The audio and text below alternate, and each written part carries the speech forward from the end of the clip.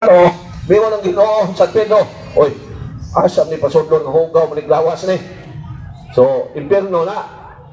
Naba na sa Bible, nga dili tatuhan ang lawas. Leviticus 19:28.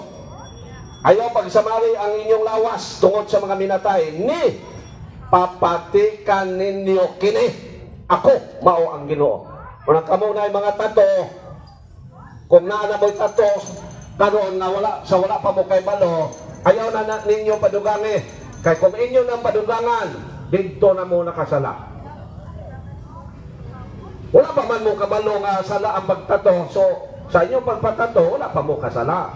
Pero sa diya nga kabalo na mo, diya na ninyo may bawaan nga nakasala mo. Pero dili ka ma-blame, dili ka silutan sa Ginoo, kay wa pa man kakabalo. Pero kinahanglan nimo nang ikumpisal sa pare. Kaya ang lawas nato mga ison templo na sa Dios. So ayaw na hugaw-hugaw eh. Kinsa man tang hugaw-hugaw sa tong lawas nga iya man sa Dios. Unya kitang mga binunyagan sa iyang sa simbahan nga gitukod ni Lord Jesus. Templo man ta sa Dios. So ayaw na hugaw-hugawi ang templo sa Dios. So ato basahon ang 1 Corinto 3:16. Gingon din eh. Sa walay duwa-duwa na sahib kamo nga kamo templo sa Dios. Ug nagpuyo diha kaninyo ang Espiritu sa Diyos. Muna akong himong krusada pod karon mga igsoon nga mapahibalo ang ako mga igsoon ng mga Katoliko aron makasulod din taon sila sa langit diretso. Kay wa na bay pangtanggal og tato dito. Joke lang, no? So wala na bro.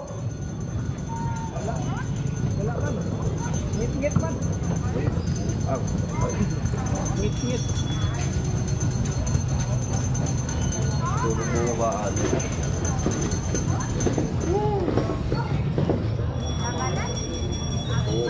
Ngano man siya?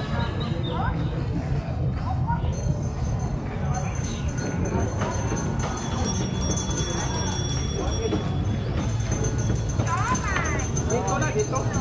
Oh. Kamu adjust sa libro? Ano libro? Ano na yung magputol-putol? Yan, libro. Libro? Wala yung nagtanggaluno na.